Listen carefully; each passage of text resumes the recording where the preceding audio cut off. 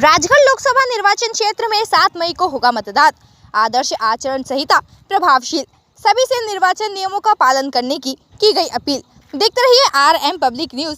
ब्यावरा से bureau chief Rohit Mewade की report. Rajgarh 16 मार्च 2024 भारत निर्वाचन आयोग द्वारा लोकसभा निर्वाचन 2024 के लिए आदर्श आचरण संहिता प्रभावशील कर दी गई है। इसके साथ ही राजगढ़ लोकसभा क्षेत्र में नामांकन जमा करने एवं मतदान का भी कार्यक्रम घोषित कर दिया गया है।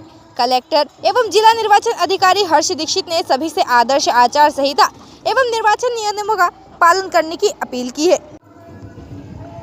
भारत निर्वाचन आयोग द्वारा निर्वाचन तिथि घोषित करने के साथ ही कलेक्टर एवं जिला निर्वाचन अधिकारी हर्ष दीक्षित एवं पुलिस अधीक्षक आदित्य मिश्रा द्वारा राजनीतिक दलों के प्रतिनिधियों एवं पत्रकारों की बैठक ली गई। बैठक में निर्वाचन कार्यक्रम की जानकारी दी गई। कलेक्टर एवं जिला अधिकारी हर्ष दीक्षित ने बताया कि घोषित कार्यक्रम अनुसार 12 अप्रैल को निर्वाचन की अधिसूचना जारी की जाएगी। इसके साथ ही नामांकन भरने की प्रक्रिया भी प्रारंभ हो जाएगी। नाम निर्देशन पत्र जमा करने की अंतिम तिथि 19 अप्रैल को होगी। नाम निर्देशन पत्रों की समीक्षा 20 अप्रैल को की जाएगी। 22 अप्रैल तक नाम निर्देशन पत्र वापस लिए जा सकेंगे। मतदान 7 मई को होगा तथा मतगणना की तिथि 4 जून को निर्धारित की गई है। कलेक्टर एवं जिला निर्वाचन अधिकारी हर्ष दीक्षित ने बताया कि राजगढ़ लोकसभा क्षेत्र अंतर्गत 8 विधानसभा क्षेत्र शामिल है, जिनमें राजगढ़ जिले के 5 विधानसभा क्षेत्र नरसिंहगढ़, ब्यावरा, राजगढ़, खिलचीपुर एवं सारंगपुर, गुना जिले के 2 विधानसभा क्षेत्र चाचौड़ा एवं राघोगढ़ तथा आगरमालवा जिले का 1 विधानसभा क्षेत्र सुसनेर शामिल है। राजगढ़ जिले के 5 विधानसभा क्षेत्र अंतर्गत कुल 11,56,958 मतदाता हैं, जिनमें 5,90,349 पुरुष, 5,66,599 महिला एवं 10 थर्ड पार्टी जेंडर मतदाता शामिल है। 5 विधानसभा क्षेत्र में 1,378 मतदान केंद्र हैं।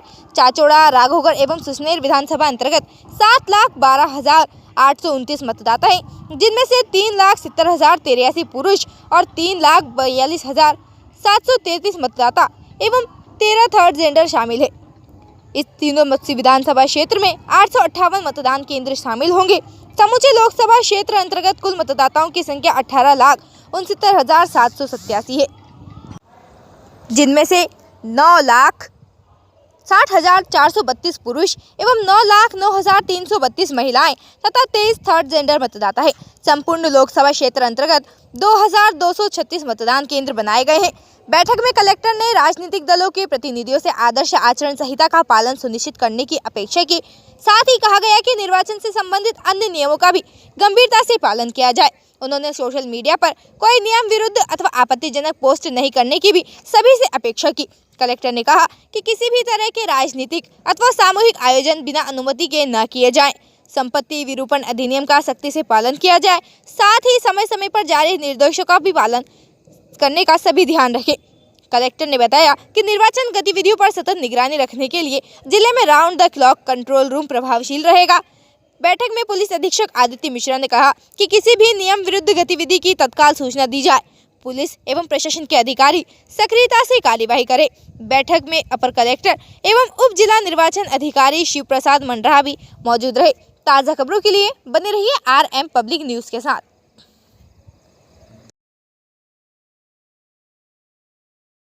जो भारत निर्वाचन आयोग द्वारा जो घोषणा की गई है लोकसभा की तारीखों का, उसके हिसाब से मध्य प्रदेश में चुनाव 4 चरणों में होंगे।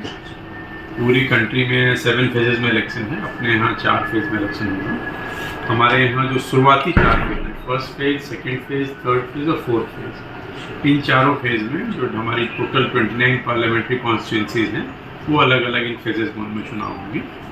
फर्स्ट फेज का चुनाव 19 अप्रैल को है। इसमें 6 पार्लियामेंट्री कॉन्स्टिट्यूंसी के लिए मतदान होगा 19 अप्रैल को। ये कॉन्स्टिट्यूंसीज हैं सीधी, शहडोल, जबलपुर, मंडला, बालाघाट और छिंदवाड़ा।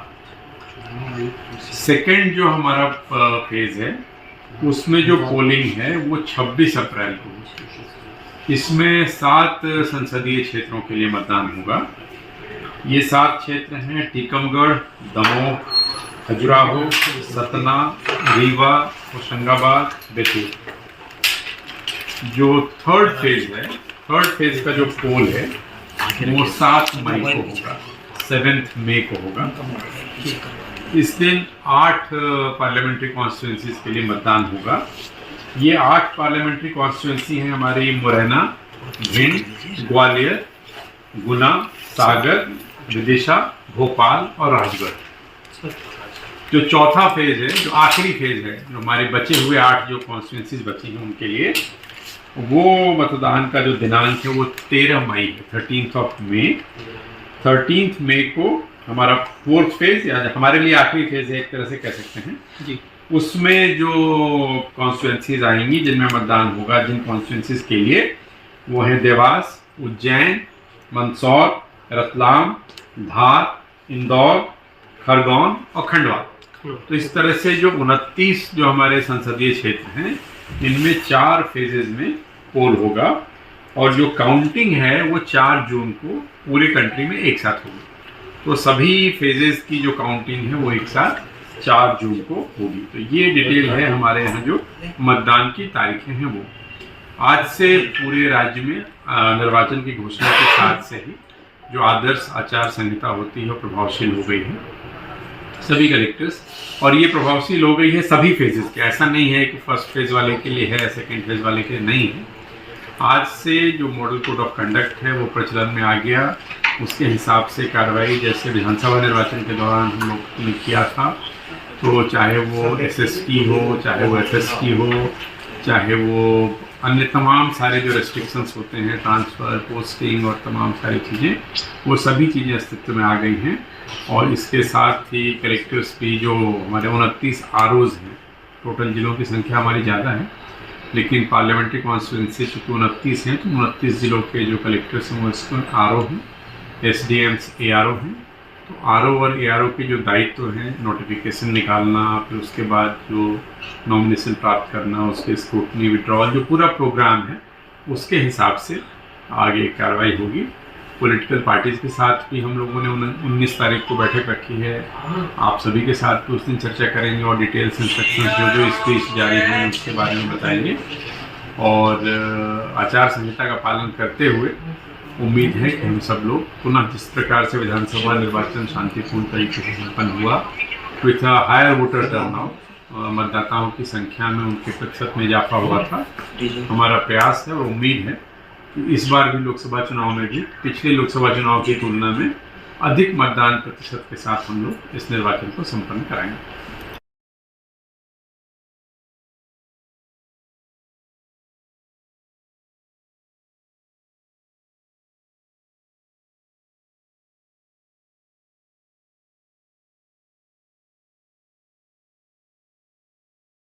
में स्वागत है। As you see, our team is now complete. All 3 of us are here and we are fully prepared. So now our request is to all the voters to get inked. Please, the entire team in the ECI is ready to ink the voters. Please join us. I think this is the most awaited press conference in this part of the year. We address you at a precious moment when we as a nation are set to reiterate our pledge to electoral democracy, when Indians will together express their will once again. This is a historic opportunity for all of us. By the way, this year also marks a pivotal moment in the global landscape of democracies. 2024 is a year of elections across the world. Over 6 nations and people will vote across the hemispheres, across the date lines. However, India's elections have been like a pole star, both for its quantity and quality, and I'll elaborate it in detail in this conference. दुनिया के सबसे बड़े और सबसे जीवंत लोकतंत्र के रूप में भारत पर सभी का ध्यान केंद्रित रहता है। जहां चुनाव एक त्योहार है जिसमें लोकतंत्र के रंग उभरते हैं और देश के सभी हिस्से उसमें समावेश होते हैं। चुनाव का पर्व, देश का गर्व। Let me say in the very beginning that it is our promise to deliver a national election in a manner that we add to our global shine and remain a beacon for electoral democracies across the world. We are committed to give the nation a truly festive democratic environment. Friends, the term of 17th Lok Sabha is due to expire on 16th June 24. The term of legislative assemblies of Andhra Pradesh, Odisha, Arunachal, Sikkim are also due to expire in June 24. Jammu Kashmir assembly में भी चुनाव due हैं. We in the Commission understand with all humility at our command, that every election is a new test and failure is not an option. The entire election machinery has been trained on all aspects of election management. I had myself personally interacted with over 800 district magistrates across the length and breadth of the country. We have interacted with the SPs, DMs, commissioners, range IGs, political parties, enforcement agencies in Delhi and also while visiting the states. और पूरी states में इन सबके साथ समीक्षा करने के दौरान और उसके बाद हमें ये विश्वास है कि हम एक यादगार, स्वतंत्र, निष्पक्ष चुनाव एक पर्व के रूप में सबकी भागीदारी के साथ सुनिश्चित कराएंगे. Before I share the schedule, मैं आपको बताना चाहता हूं कि भौगोलिक, सांस्कृतिक, सामाजिक रूप से विविध इतने बड़े देश में चुनाव कराने के लिए हमने अपने आप को कैसे ओवर द 2 years पीरियड तैयार किया है. दुनिया के सबसे बड़े लोकतंत्र के चुनावों में लॉजिस्टिक्स और मटेरियल प्रबंधन ही अपने आप में एक बहुत बड़ी चुनौती है. तो let us show you what is the magnitude by which we are doing this elections. We have 97 crore registered voters, more than the combined voters of a few continents put together, America, Europe, Australia, all many put together. Over 10.5 lakh polling stations. And कितने लोग उसको conduct करते हैं? 1.5 crore polling officials and security officials conduct those elections. More than 55 lakh EVMs, 4 lakh vehicles. और अब तक हम क्या कर चुके हैं? 17 general elections to the parliament, 400 से ज़्यादा असेंबली इलेक्शंस कर चुके हैं. ये इलेक्शन कमीशन का एक लीगेसी है. 16 presidential elections, 16 vice presidential elections, A truly gold standard. It's a gold standard in the entire election management. Friends, there is a qualitative leapfrog which commission is ensuring, which would be shown by the outcomes of the 11 state elections which we have held recently. पिछले 1-1.25 साल के अंदर में 11 elections state assemblies के देश में हुए हैं. और आज जो हम नए 2024 में जा रहे हैं, तो इस दृढ़ता के साथ जा रहे हैं कि जो उनके आउटकम्स हैं वो आपको दिखा रहे हैं. पहले वो पीसफुल हुए, वायलेंस फ्री हुए. जो इसमें से 1-2 स्टेट में वायलेंस होती थी, वहाँ भी वायलेंस नहीं हुई. Near zero repolls. और कैंपेनिंग जो क्लटर है, जो नॉइज है, जो कैंपेन के दौरान होती है पॉलिटिकल पार्टीज की, उसमें भी घटित देखने को मिली. कोर्ट केसेस रिड्यूस हुए. कोर्ट की टिप्पणियां जो अनावश्यक या हमारे ऊपर में होती थी वो कम हुई. सीजर्स बढ़े और फेक न्यूज़ पर एक एक्शन लेने का जो तरीका था वो बहुत बढ़ा. तो लास्ट 2 years में इसको और रोबस्ट करने के लिए हमने क्या क्या किया है, ये हम आपको आज दिखाएंगे और उसको कैसे बेहतर करेंगे ये भी दिखाएंगे. हम कहाँ पहुँचना चाहते हैं, इस इलेक्शन को किस तरीके से डिलीवर करना चाहते हैं, ये भी आपको लास्ट स्लाइड में दिखाएंगे. अभी जो इलेक्ट्रल साइकिल है उसमें हमने कितनी तैयारी की है, ये हम आपको आज शेड्यूल बताने से पहले बताना चाहते हैं. अगर देखा जाए तो इनपुट के रूप में हमारा जो इलेक्ट्रल रोल है वो प्योर होना चाहिए. ये फाउंडेशन है किसी भी अच्छे चुनाव के लिए. उसमें जिसको होना चाहिए वोटिंग में वो है और जिसको नहीं होना चाहिए वो नहीं है. हमने इलेक्ट्रल रोल में बहुत मेहनत की है. इनपुट के तौर में material, man power, technology, training, इतनी चीज़ें लगती हैं.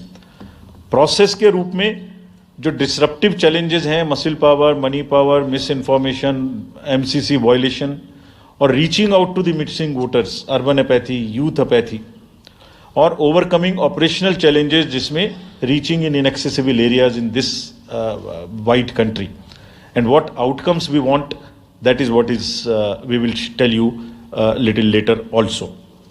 तो पहला जो इनपुट है ये एक मोज़ेक है जो देश की वोटर्स की, इलेक्टर्स की पिक्चर है. क्या दिखाती है ये? It's a very diverse mosaic. 96.8 crores are the total electors in the country, of which 49.7 crore are male and 47.1 crore are female. और जो यंग वोटर्स हैं, बहुत मेहनत की हमने पिछले साल में, वो 1.82 करोड़ फर्स्ट टाइम वोटर्स इस बार इन चुनावों में वोट देने के लिए हमारे इलेक्टोरल रोल्स में हैं. और अगर इसको हम 20 से 29 साल के वर्ष में देखें, वो भी तो यंग ही हैं, कोई अभी बड़े तो हुए नहीं हैं, तो 18 से जो 29 हैं वो करीब 21.5 लाख वोटर हैं. 1,80,00,000 18 से 19 और 20 से 29 में 19.74 करोड़, यानी 21.5 करोड़ वोटर्स एब्सोल्युटली यंग, जो कि डेमोक्रेसी में भाग लेंगे और अपना फ्यूचर अपने से डिसाइड करेंगे, because they are the biggest stakeholders in the democracy, because they have a larger time to contribute in the society. अगर हम देखें तो बहुत इंक्लूसिव करने के लिए there are 88.4 lakh persons with disabilities who are part of our voter list. We have made a special effort कि जितने हमारे मतदाता हैं उस तरह के उनको हम अपने इलेक्टोरल रोल में लेके आए. 82 लाख लोग ऐसे हैं जो 85 वर्ष से ऊपर हैं और वो हमारे प्राउड मतदाता हैं. We feel very proud to have them with us. और उसमें से 2,18,000 लोग देश में 100 वर्ष से अधिक के मतदाता भी हैं जो हमारे इलेक्टोरल रोल में. So the mosaic is, transgenders भी हैं 48,000. तो मोज़ेक इज लाइक 18 से 19, 20 से 28, 85 transgenders, person with disabilities, and in the entire country, length and breadth of the country. इस रिगरस जो प्रोसीजर है इसको बनाने में कितनी मेहनत लगती है, ये मैं आपको दिखाना चाहता हूँ कि हर स्टेज पे इलेक्टोरल रोल के प्रिपरेशन करते समय पॉलिटिकल पार्टीज़ को इन्वॉल्व किया जाता है, ताकि कोई हमसे ये ना प्रश्न कहे कि आपने अपने से इलेक्टोरल रोल बनाया और हमें बताया भी नहीं. So when the electoral roll preparation starts, we make a draft publication. We give 2 copies free of cost to the political parties. उसके बाद जितने फॉर्म 6, फॉर्म 7, फॉर्म 8, नया नाम जुड़ने के, डिलीशन के, मॉडिफिकेशन के, मेरा नाम बदल है, घर बदल गया, वो सब की कॉपी हम शेयर करते हैं, उसके मिनट्स बनाते हैं.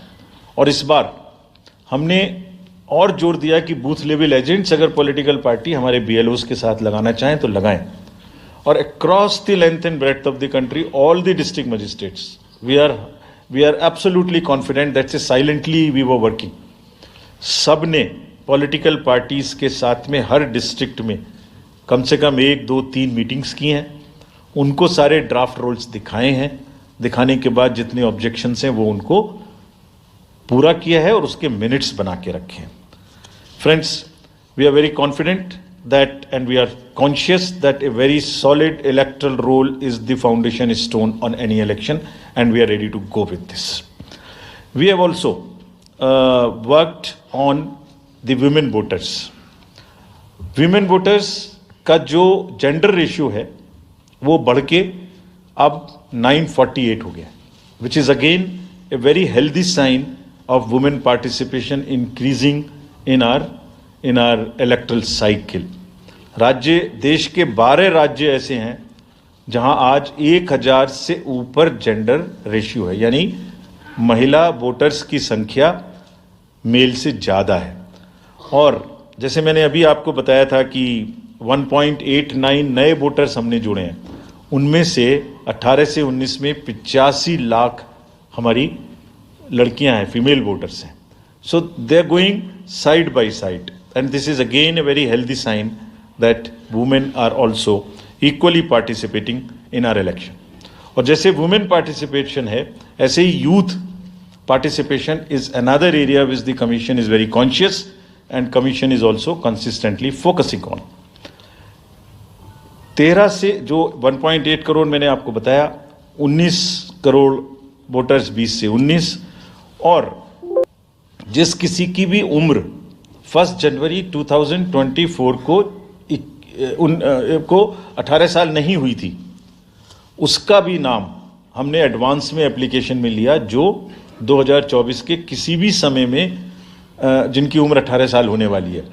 And you would be happy to note that out of 13.4 lakh advance applications which have come to us, around 5 to 6 lakhs are such who will complete the age of 18 by 1st of April 2024.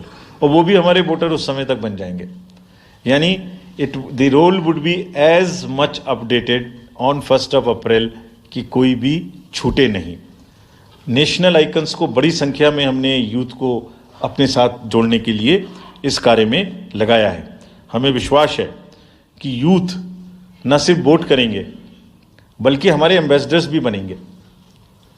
जो influencers हैं वो भी हमारे साथ जुड़ेंगे. वो अपने साथ यूथ एक के साथ अपने 10 दोस्तों को भी लेके आएंगे.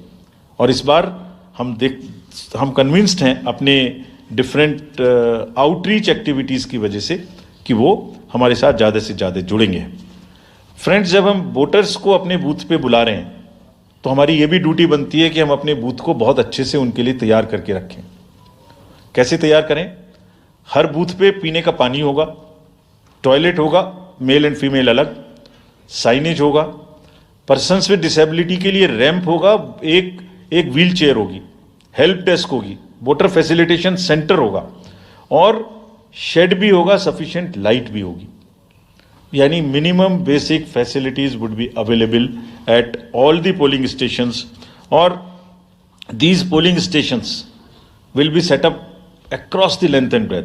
उत्तर में हिमालय की बर्फीली चोटियां हों या दक्षिण में कन्याकुमारी का समुद्र तट, पश्चिम में राजस्थान के रेगिस्तान से लेके अरुणाचल के जंगल और मेघालय के वेटेस्ट रीजन, इलेक्शन कमीशन देश के हर कोने में प्रजातंत्र को मजबूत बनाने के लिए अपने पोलिंग स्टेशन, अपने पर्सनल को लेके जाएगा.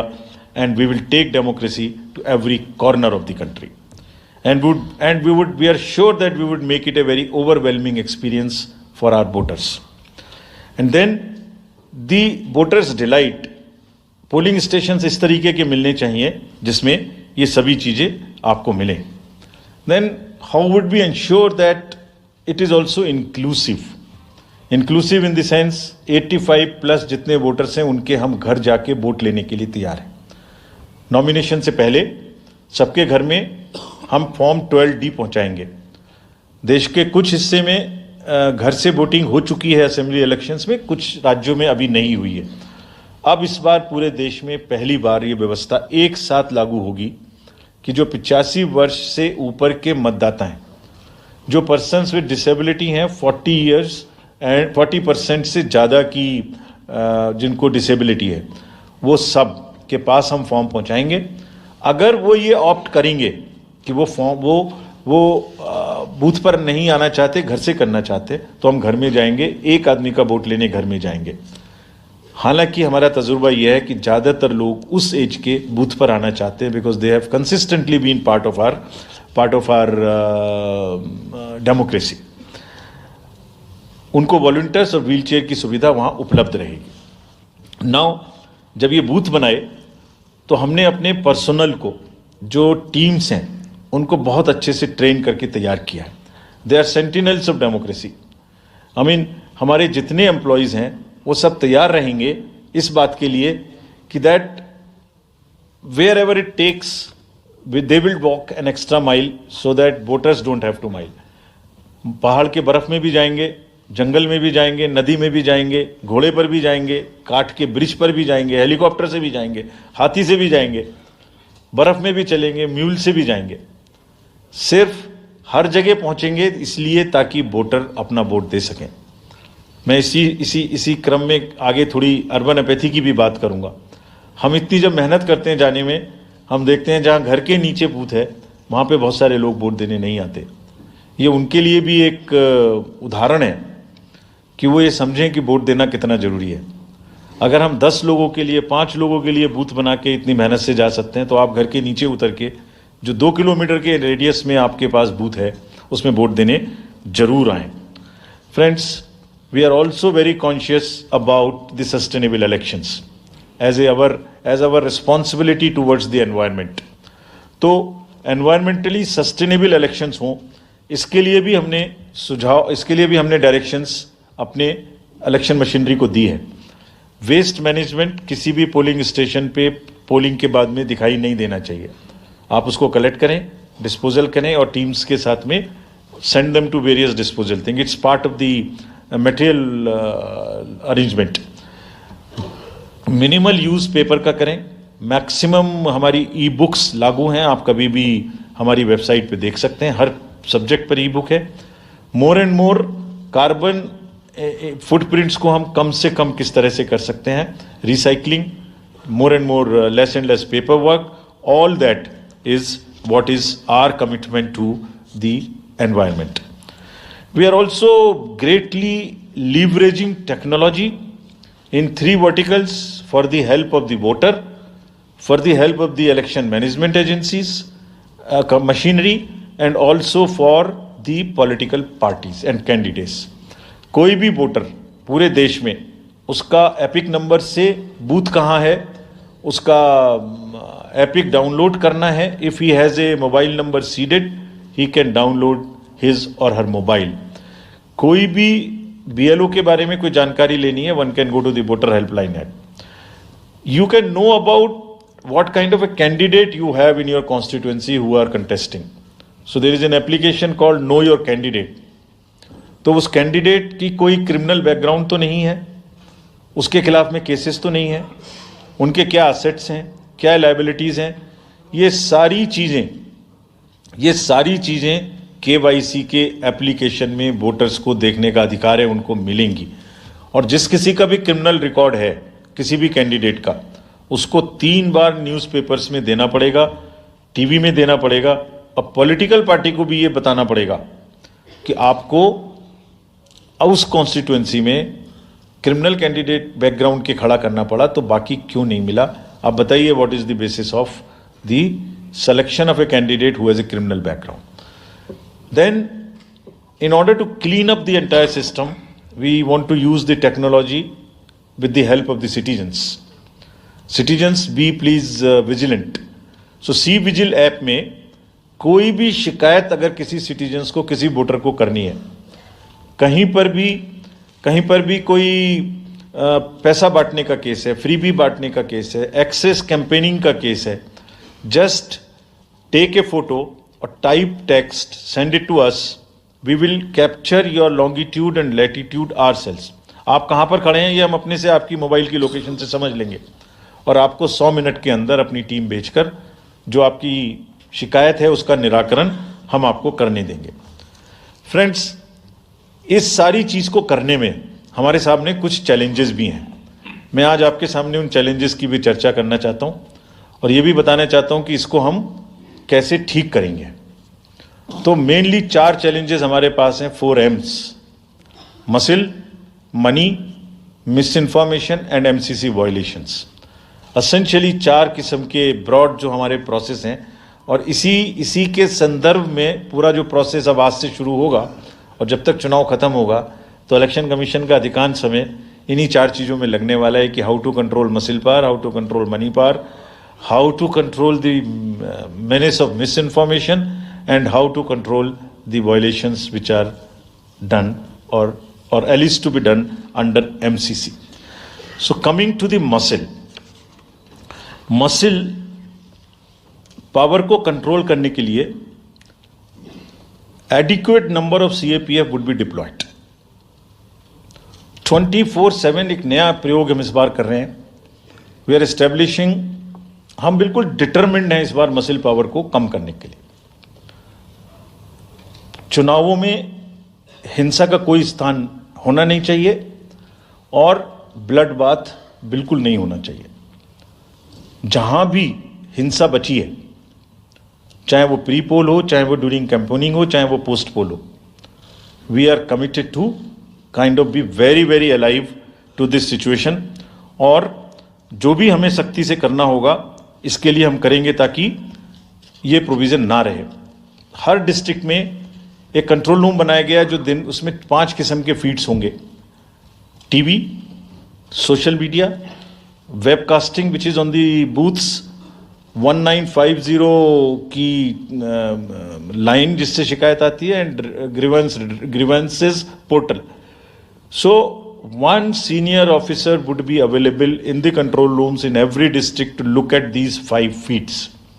जहां से भी, और C vigil, 6th C vigil, जहां से भी कोई शिकायत मिलेगी उस पर सख्त कार्रवाई की जाएगी. एवरीवेयर अक्रॉस द कंट्री हमने बड़ी सख्त ताकीद दी है कि डिस्ट्रिक्ट मजिस्ट्रेट्स, SSPs अपने एरिया में हिंसा को ना होने दें. जितने नॉन अवेलेबल वारंट्स आज की डेट में हैं, पुलिस उनको ऑलरेडी हमारे विजिट्स के साथ साथ ऑलमोस्ट एग्जीक्यूट कर चुकी है, कर रही है. साथ ही जितने हिस्ट्री शीटर्स हैं उनको भी बहुत तेजी से देख रही है. There is also a network of check post which have been set up in the international border, in the interstate border, and on the nodes from where some kinds of irregular, illegal goods can move across the states. In some international borders, there is also a drone-based checking which will happen. We are fully committed that हिंसा का कहीं कोई उपयोग नहीं होना चाहिए. हमने district magistrates को बहुत सख्त हिदायत दी है कि जितने लोग 3 साल से ऊपर हैं उन सबको आप बदल दीजिए पहले. और accountability starts from the head of the district, not below. ये उनका काम है कि जो नीचे हैं वो उनको देखें. किसी भी प्रोसेस में वॉलंटियर्स और कॉन्ट्रेक्चुअल स्टाफ किसी भी स्टेट ने लगाए वो इस्तेमाल नहीं होंगे. बहुत सारी स्टेट्स ने टेम्परेरी वॉलंटियर्स और कॉन्ट्रेक्चुअल स्टाफ को लगा के रखा है, वो किसी भी स्टेज में इस्तेमाल नहीं होंगे. डबल वोटिंग, इंपर्सोनेशन की भी शिकायत आती है. बहुत सख्त हिदायत दी गई है कि अगर इंपर्सोनेशन के केसेस आए तो RP एक्ट की सेक्शन में उनके खिलाफ एक्शन लें. साथियों, बहुत ही डिटर्मिनेशन के साथ हम हिंसा मुक्त चुनाव देना चाहते हैं. चुनाव में हिंसा की कतई गुंजाइश नहीं है. राष्ट्रपति महात्मा गांधी जी ने कहा था, मैं हिंसा का विरोध करता हूं क्योंकि उससे पाया हुआ समाधान बहुत कम वक्त के लिए होता है और उससे पैदा हुई नफरत हमेशा के लिए. Only peace is everlasting, violence doesn't solve anything. We will request everyone, all political parties, all candidates, that they must be very cautious of this point. Will be ruthless if anywhere the violence happens. Similarly, coming to the money, आप जानते हैं, मैंने पहले भी आपको दिखाया है कि पिछले जो 11 इलेक्शंस हुए हैं स्टेट में, राज्यों में, और उसी की वजह से ये कन्विक्शन है जिससे हम आपसे उसके बारे में बात कर रहे हैं. We are talking to you from the strength of our outcomes. 3400 crore रुपए के करीब का कैश मूवमेंट को रेस्ट्रिक्ट किया गया 11 इलेक्शन में. एवरी स्टेट, राजस्थान, तेलंगाना, मध्य प्रदेश, नागालैंड, गुजरात, हिमाचल, मिजोरम, त्रिपुरा, छत्तीसगढ़, हर स्टेट में उससे पहले इलेक्शन में जो भी हुआ था उससे 200, 400, 500, 700% की वृद्धि हुई. Total 3400 crore is around 835% higher. ये जो धन बल का जो उपयोग है, जो धन का उपयोग है, जैसे बल का उपयोग कुछ राज्यों में ज़्यादा है, ऐसी धन का उपयोग भी कुछ राज्यों में ज़्यादा है. हम इस बात से भी बहुत वाकिफ हैं. We are aware fully that there are differential vulnerabilities in each state.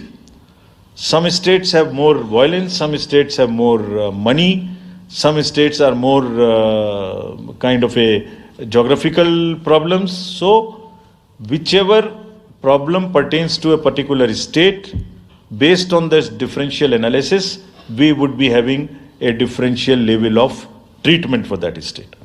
Misuse of money हम नहीं होने देंगे. इसके लिए भी हमने एनफोर्समेंट एजेंसीज को, सब स्टेट्स में एनफोर्समेंट एजेंसीज के साथ बैठक की है. दिल्ली में हम सब हेड्स ऑफ द एजेंसीज के साथ फिर से बैठक करने वाले हैं आज के बाद तुरंत. क्या कहा है उनको हमने कहा है कि जो freebies, liquor, cash, cooker, sari, machines, whatever kind of freebies किस किस स्टेट में बंटने की शिकायतें आती हैं, उसको 100% रोकें. रोकने के लिए एनालिटिक्स बेस्ड कार्य करें. सो whom have we directed? GST, excise, state police, all agencies, income tax, customs, coast guards, BSF, SSB, border से जहां से भी जिसके नारकोटिक्स और जहां से भी फ्री भी आने की संभावना हो सकती है. GST would be doing the e-way bill based analytics to see if there is a trend of spurt in the demand for the FMCG in certain areas. Banks would look at if there is a demand, spurt in demand of the cash in the chests. So, National NPCIL will look at if there is a spurt in demand for the payments from the wallets. Digital payment से तो पैसा नहीं जा रहा है. एक दो state में ऐसा भी देखने में आया था कि आप अपने वैलेट के थ्रू किसी को भी पैसे ट्रांसफर करते रहिए, 2,000, 1,000 रुपये. All that we will be looking eight.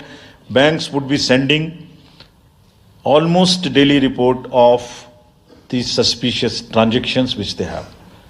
All airports in the country would be checked regularly by the dedicated teams of income tax for any kind of movement through the airstrips. और जहां जिन राज्यों में air strips commercial के अतिरिक्त हैं, जहां helicopters land कर सकते हैं, we have asked and we have got actually the bureau of civil aviation of security to issue detailed instructions कि जिस किसी क्षेत्र में हेलीकॉप्टर या चार्टर्ड फ्लाइट उतरेगी, वहां जो भी सामान उसके अंदर में उसकी as per the directions, as per the instructions and guidelines of the BCS, almost equal to the commercial airports checking होगी. Railways, RPF, GRP, both will be simultaneously, continuously looking at. Roads. So, cash और money जो भी धन बल का दुरुपयोग करना चाहेंगे, political finance in any case is a thing which is in news these days. So this is our effort to add to that thing so that there are much more cleaner elections. Coming to the third M, which is the misinformation. This also troubles us a lot during the elections. While we are conscious of two facts, that the social media helps us in taking out our outreach programs. जितना हम youth, women, voters को अपने पास लाने की कोशिश करते हैं, उस मीडियम को यूज करते हैं. We are also conscious that on social media in democracy there is a full freedom to criticise anybody, including criticising us. Why not? If we are doing wrong, criticise us. But you should not be allowed to create fake news which is not based on facts, because it can disturb the public order. ये अफवाहें फैलाते हैं. तो हमने सबको instructions दी हैं किस किस्म का इंस्टीट्यूशनलाइज तरीका किया है. ये कुछ इस तरीके की नई चीज़ें हैं जो इस बार के चुनाव में सबको देखने की मिलेंगी. मैंने मसल पावर के बारे में भी बताया, मनी पावर के बारे में भी बताया, मिस इन्फॉर्मेशन के बारे में. तो ये जो प्रोसेस है इलेक्शन का, जो आज से शुरू हो रहा है काउंटिंग के बीच तक, जिसमें शोर शराबा, गंदगी की संभावना बनी रहती थी, वो हमारा प्रयास है कि कम से कम हो. उसके प्रति हम बहुत ज़्यादा सजग रहें. इसमें क्या करेंगे? Under section 69 and 79(3) of the IT Act, authorized authority of each state is empowered to ask for takedown of the social media posts. In almost all states, authorized officials have been appointed or are being appointed. In each district, we have done thorough trainings as to how to deal with this kind of a menace. So this is on the preventive side. But there is also a promotional side. All our entire machinery will now react to whatever is coming by facts. We will try and join the issue instead of being in the background. If somebody is trying to do a fake kind of a narrative which is disturbing the level playing field, which is disturbing the public order, or which is not based on the facts and which has crossed the line of the criticism, we would be also joining them. We will also launch very soon on our website something called myth versus reality. This is going to be live very soon. Means ये myth फैलाया जा रहा है, ये उसकी reality है. हम अपनी तरफ से आगे बढ़ के आपको एजुकेट करेंगे कि ये उसकी रियलिटी है. और सोशल मीडिया के बारे में आप सबसे भी एक अपील है कि थोड़ा देख लें. मतलब जो आया उसको आगे नहीं करना चाहिए. इसमें एक बहुत बड़ा झूठ का बाजार भी है. मैं इसके बारे में सोच रहा था तो मैंने कुछ चंद लाइनें लिखी थी जो आपको बताना चाहता हूँ. झूठ के बाजार में रौनक तो बहुत है, गोया बुलबुले जैसी तुरंत ही फट जाती है. पकड़ भी लोगे तो क्या हासिल होगा सिवाय धोखे के. तो उसको थोड़ा रोक के देखें, समझ लें आगे बढ़ाने लायक है कि नहीं है, ना बढ़ाएं. Now friends, the last problem. चुनाव के दौरान हमारे सामने एक और बहुत बड़ी समस्या है, और वो समस्या है चुनावी प्रक्रिया का, पॉलिटिकल डिस्कोर्स का घटता हुआ स्तर, जिसमें as we call it, it's a plummeting level of the political discourse. अगर हमने सब पॉलिटिकल पार्टीज को बहुत स्ट्रांग एडवाइजरी इशू की हैं. आप पूछेंगे कि एडवाइजरी तो दी, उसके बाद एक्शन क्या होगा, उसका भी जवाब मैं आपको दूंगा.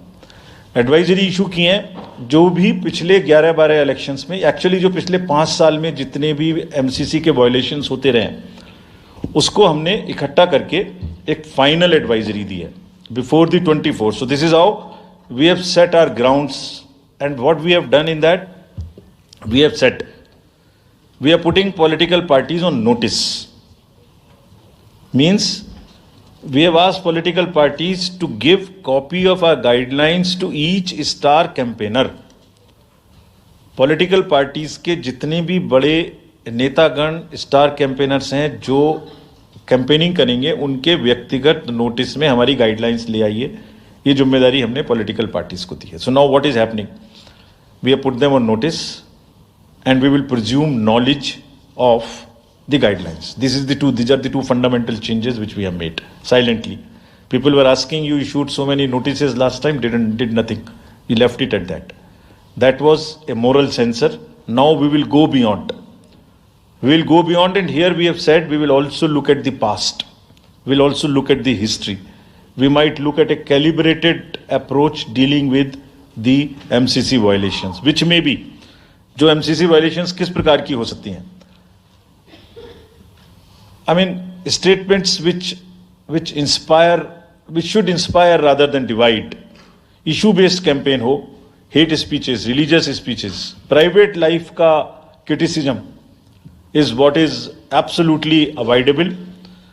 People should be refraining from giving unverified and misleading advertisements or masquerading as an advertisement as a news.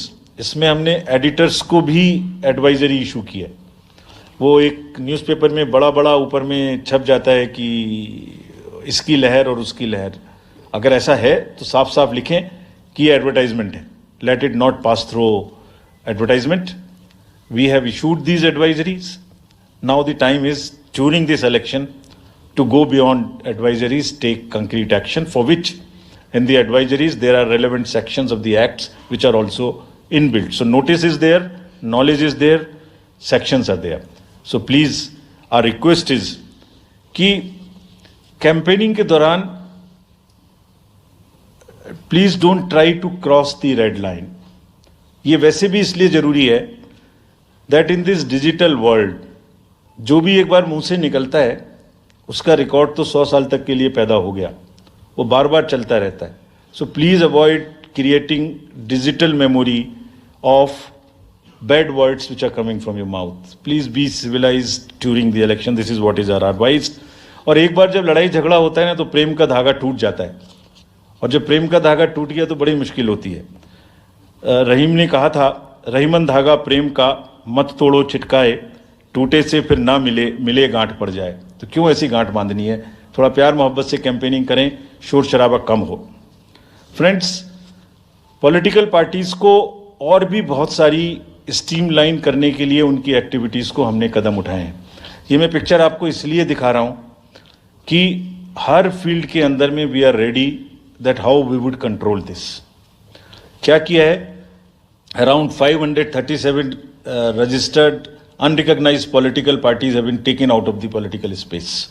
वो क्या करती थी? किसी के नाम में कैंडिडेट खड़ा कर दिया, गाड़ियों की परमिशन ले ली, दूसरा कोई यूज कर रहा है, किस्म किस्म की भांति एंटाइटलमेंट ले लिया, भांति भांति का वो देवर cluttering the political space, crowding out the genuine persons. So that is what it has been done. सारी फाइनेंशियल जितने भी अकाउंट्स हैं पॉलिटिकल पार्टीज के और जितनी भी कंट्रीब्यूशन रिपोर्ट्स हैं वो सब डिजिटाइज्ड फॉर्म में हमारे पास आएंगी, ऐसा हमने उनको कहा. डायरेक्शंस दे दिए, इट हैज स्टार्टेड कमिंग. तो जो भी पॉलिटिकल फाइनेंस की चर्चा देश में चल रही है उसके साथ साथ ये भी कार्य पीछे से बैकग्राउंड में चल रहा है, because commission always believes in the transparency in the political financing. Plummeting level, I have already said. We have also asked the political parties to be very, very respectful to the persons with disabilities in their discourse, not to use the abusive words, also to not use children at all during the campaigning. बच्चे नहीं है इसलिए कि उन्हें campaigning में लाया जाए. We will be very strict if anybody does that. We are also giving advisories to political parties that have internal organizational structures within your party, within the parameters and in a right form. Friends, we are appointing 2,100 observers. जितनी चीजें मैंने आपको बताई, ये सब चीज को field officers तो करेंगे ही करेंगे. हम 2100 ऑब्जर्वर्स को अपॉइंट कर रहे हैं और इस बार उनको हमने क्या खास सख्त हिदायत दी है. और जो भी डीओज लेवल प्लेइंग फील्ड प्रोवाइड कर रहे हैं कि नहीं कर रहे हैं वो स्पेसिफिकली इसको देखेंगे. Inducement and coercion, intimidation free election हो, इस पर स्पेसिफिकली नजर रखेंगे, हमें रिपोर्ट करेंगे. फोर्स जितनी भी जा रही है किसी भी राज्य में उसका डिप्लॉयमेंट रैंडमाइज्ड हो. ऐसा नहीं कि उस फोर्स को कहीं बैठा दिया, काम नहीं कर रही, या कहीं दूसरी जगह भेज दिया जहां जरूरत नहीं है. They will be randomizing the force. Entire election machinery will be randomized in the presence of the in the presence of the observers. Now, having done all this, what are the, जैसे मैंने पहली slide में बताया था, तो what are we expecting, हमारे elections कैसे होंगे. So, let me show you this, what is our effort, what is our endeavor. As a last slide, let me show you. There are reduced repolls, that is what we are endeavoring. Zero violence, that's what we are endeavoring. No inducements, जिस पे कार्य हो. Fake news curve की जाए. Campaigning clutter और बदमिजाजी कम हो और लोगों का पार्टिसिपेशन बढ़े. जो 67% पार्टिसिपेशन था वो बढ़ के अधिक से अधिक पहुंचे. With this, I would like to in the end appeal to the voters that elections belong to you. बहुत मेहनत की है हमने 2 साल में, आगे भी करेंगे, लेकिन दामोदर अब आपके हाथ में है. We are handing over the baton to you. Please come and vote. Political अपने जितने भी हमारे चुनाव कराने कर्मी जाएंगे उनसे मैं फिर से एक बार अपील करना चाहता हूं, वो आज सुन रहे होंगे कहीं ना कहीं, कि लेवल प्लेइंग फील्ड प्रोवाइड करना उनका परम धर्म है. इसमें से कतई भी कोताही ना बरतें. उनको बताया गया है, इंस्ट्रक्शंस दी गई हैं, अगर बरतेंगे तो will be ruthless in dealing, because majority ऐसा नहीं करती. अगर 1-2 करेगा तो उसकी वजह से हम अपने इलेक्शंस को बदनाम नहीं होने देंगे. Will be ruthless. And lastly, my appeal to the political parties again. We are very committed for ethical political discourse. I would like parties to again appeal that please maintain decorum in campaigning and refrain from abuses and personal attacks. राजनीतिक दलों को बहुत personal attack से बचना चाहिए. फिर मुझे बदर साहब का एक शेर याद आता है, दुश्मनी जमकर करो लेकिन ये गुंजाइश रहे. दुश्मनी जम के करो लेकिन ये गुंजाइश रहे, जब कभी हम दोस्त हो जाएं तो शर्मिंदा ना हो. और वैसे भी आजकल जल्दी जल्दी दोस्त बनना और जल्दी जल्दी दुश्मन बनने की प्रक्रिया थोड़ी ज्यादा चल रही है. तो तो पार्टीज कम से कम ऐसा ना गंदा बोलें कि वो एक दूसरे के दुश्मन बन जाएं और फिर कुछ ना हो सके. With this I would once again thank all the press media who have come here. Very sincerely, this is what I have seen in now 3.5 years. You are our natural allies, you are eyes and ears. हमारा कोई criticism होता है आप करते हैं, हम अपनी बात कहते हैं आप करते हैं. आप ही के थ्रू हम वोटर्स पे पहुंच सकते हैं. प्लीज़ वोटर्स तक हमारी बात पहुंचाइए, उनको बाहर निकलवाइए. ये सारी स्लाइड्स, सारा प्रेजेंटेशन आपको अभी तुरंत इसी माध्यम से हमारी वेबसाइट पे मिल जाएगा. Download, use it in your stories. कुछ और चाहिए तो हमें बताइए, हम देंगे. Now I come to the schedule which you were waiting, and I hope I didn't delay it. I have not bored you by what I said.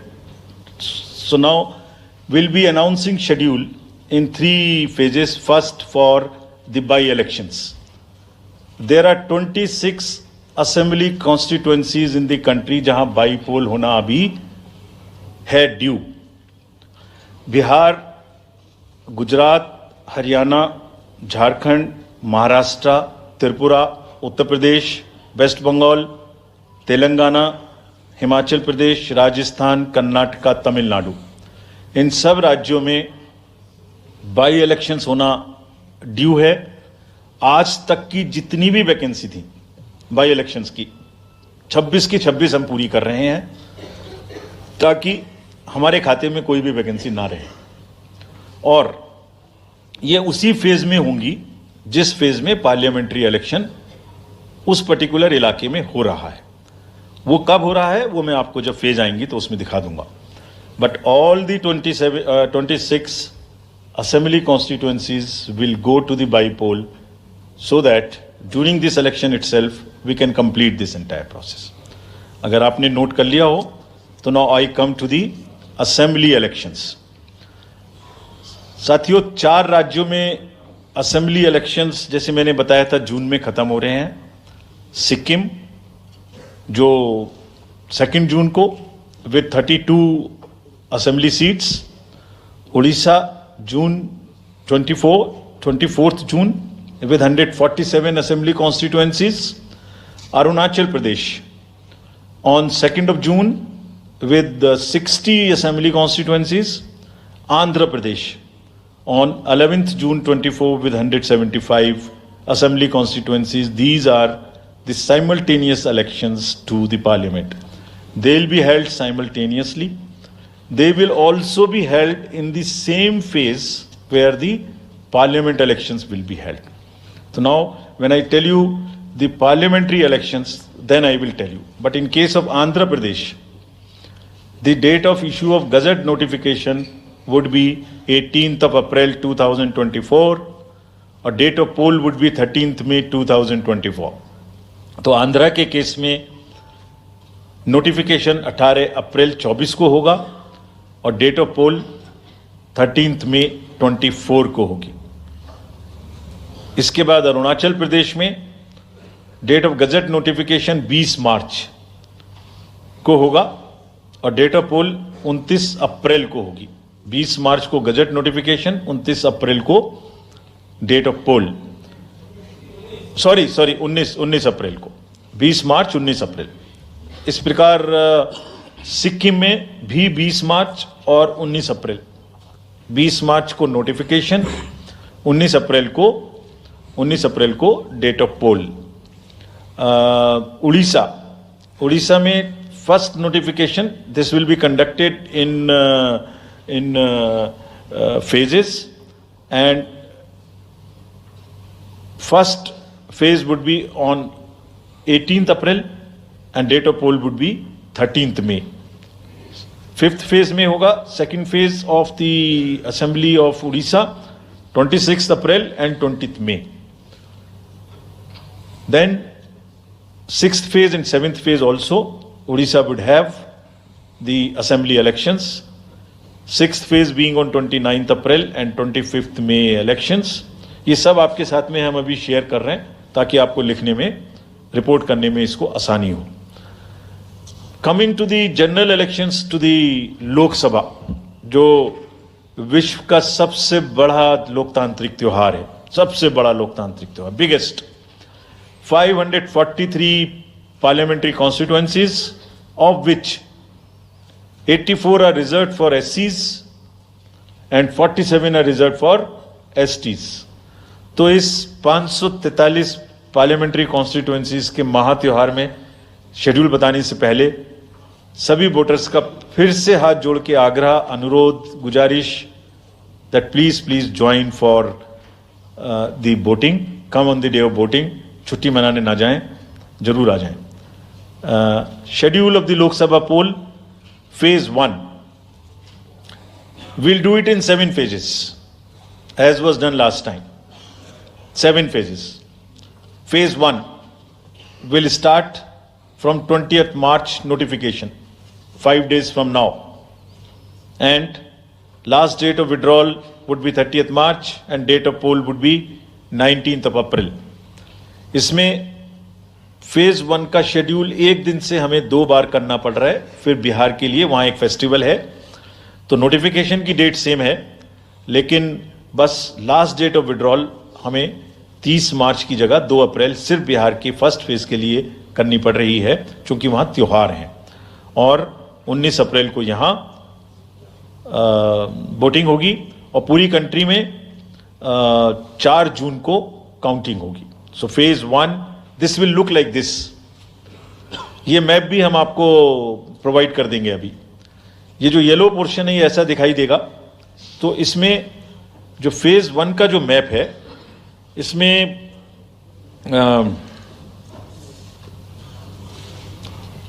North east, नीचे Tamil Nadu, Rajasthan, centre में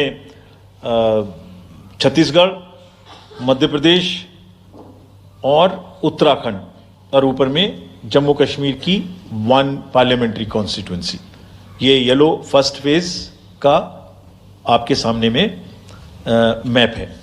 सेकंड फेज और first phase में 21 states जाएंगी पोल में. Second phase notification will start on 28th of March and date of poll will be 26th of April. Similarly here in case of J&K, because of the some holiday, the date of one day would be different, date of security of nomination would be different, but date of gazette notification और date of poll would be common. Phase 1 में 21 राज्य polling में जाएंगे और phase 2 में उसमें से और राज्य जुड़ जाएंगे. सो this is the map which would be phase 2, जिसमें हम नॉर्थ ईस्ट में काफ़ी जगह चुनाव को कंप्लीट करते हुए, तमिलनाडु में कंप्लीट करते हुए, सेकंड फेज में राजस्थान को भी कंप्लीट करेंगे. Phase 3 would be from 12th of April and date of poll will be 7th of May.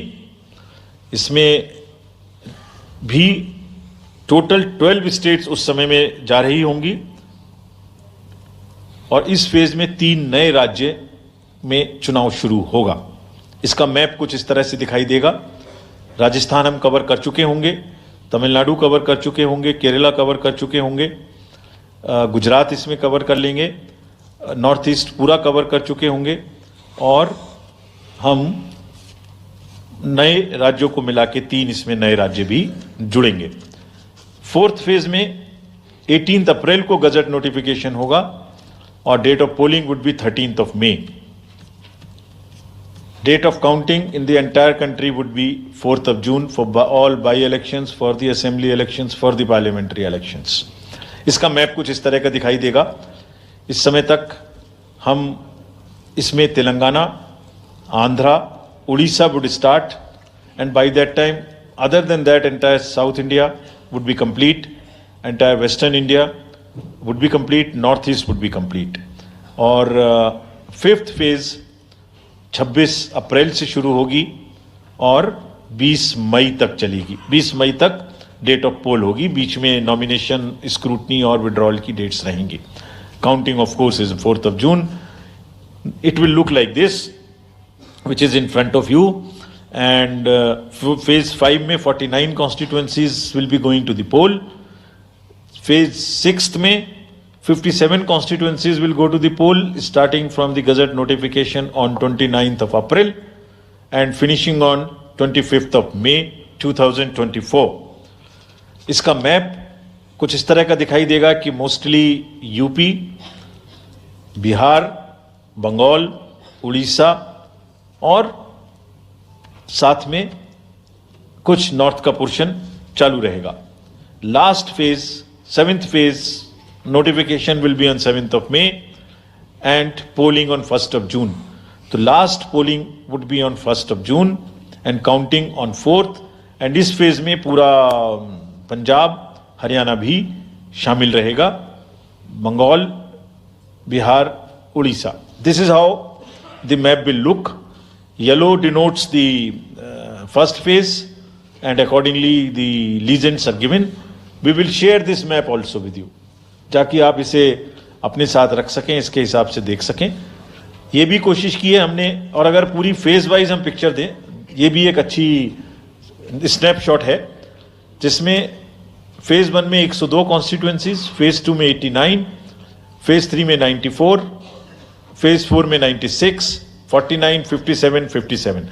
So we'll start with the 102, the largest, slowly come down and finish northeast, move up from the south and finish the western area.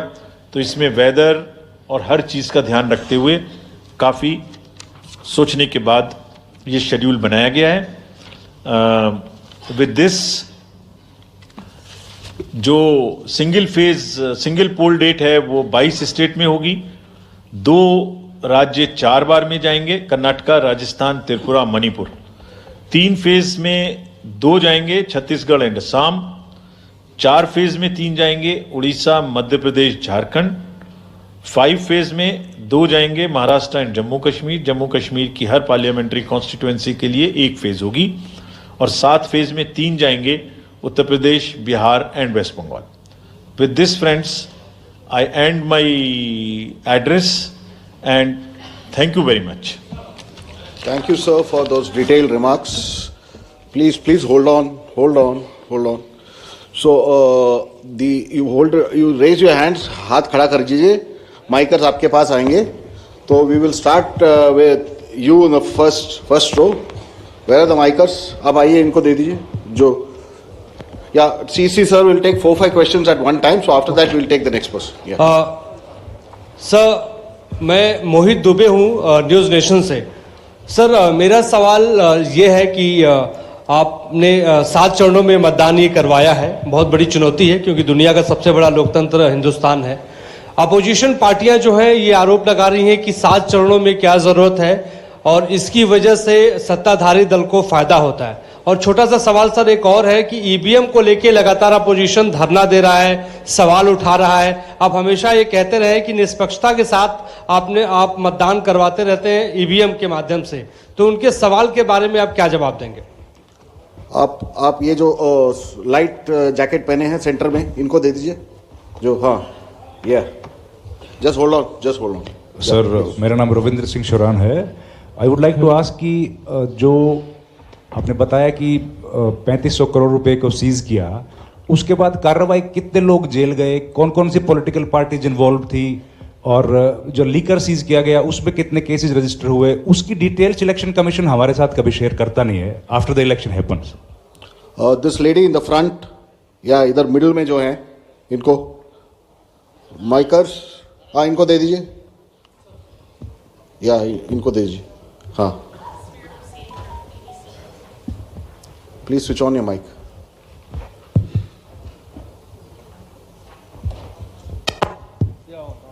Great. Samir Hussain from BBC News. This is an incredible feat to try and get every person who's eligible to vote. I'm wondering how much money is being spent. And in addition, what is the biggest concern in terms of these elections? Okay. The lady in the 4th row over there with that black dress, उनको दे दीजिए. माइकर्स middle में. उनको जो बीच में है वो lady जो है. Give it to. Yes. Switch on your mic.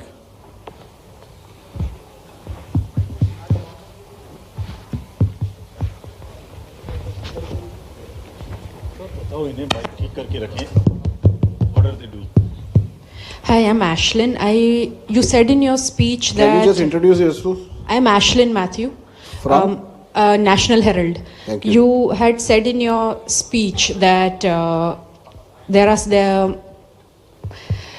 there should be no hate speech. There will be a calibrated approach to code violations. But there have been several complaints against the Prime Minister and Amit Shah, but none of the ECA has not taken action against them. But you have taken action against the opposition leaders.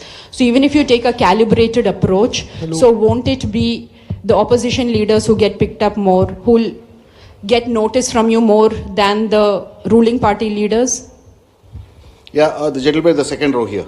Yeah, please. Yeah, mic is live. Hello. Sir, Venkatraman from Dinamala, from Tamil Nadu. Sir, every election you are getting new experience regarding the control of money power. How are you going to control the money power? For example, last election 2019, at Vellore constituency, the candidate Kadir Anand from his place, crores and crores of rupees money has been recovered from him. But what kind of action has been taken against him? And he is going to be the future candidate from the same constituency. Let me first take the answers of these questions of the first round. First question ये था कि 7 phase में election क्यों, और opposition parties का ये आरोप है कि 7 फेज में होने से लेवल प्लेइंग फील्ड डिस्टर्ब होती है, किसी को फायदा होता है. एक बार कभी पूरी कंट्री का भौगोलिक और ज्योग्राफिक इतिहास और ज्योग्राफिक स्थिति को नजर डाल के देखिए. नदी, नाले, बर्फ, पहाड़, जंगल, गर्मी, सिक्योरिटी फोर्सेस का मूवमेंट कभी सोच के देखिए. They will be moving like within 3 to 4 days between the gap in the phases. They will walk length and breadth of the country. उनके ऊपर प्रेशर कभी देखिए कितना होता होगा. कभी इलेक्शन मशीनरी की पूरी प्रोसेस, कभी एग्जाम्स, कभी फेस्टिवल्स, होली, रमजान, रामनवमी, पता नहीं क्या क्या फेस्टिवल्स बीच में है. जब कैलेंडर पे हम लेके बैठते हैं तो एक डेट फिक्स करते हैं, दूसरे में चली जाती है, दूसरे फिक्स करते हैं, कहीं प्रॉब्लम आ जाती है. हम किसी को फेवर करने के लिए, किसी को नुकसान करने के लिए कोई भी एक्शन नहीं लेते, कोई भी एक्शन नहीं लेते. किसी को ऐसा भ्रम है तो वो गलत है. हम फैक्ट्स पे बात कर सकते हैं. जहां की जो मैंने कहा था, हर राज्य अपने आप में अलग अलग है. किसी राज्य में 1 में भी है, किसी राज्य में 7 में भी है. जिन राज्यों में 7 में है वहां का विस्तार बहुत बड़ा है, नंबर ऑफ पार्लियामेंट्री कॉन्स्टिट्यूएंसीज बड़ी हैं, कंटेस्टेशंस ज्यादा हैं, इसलिए वो 7 में है.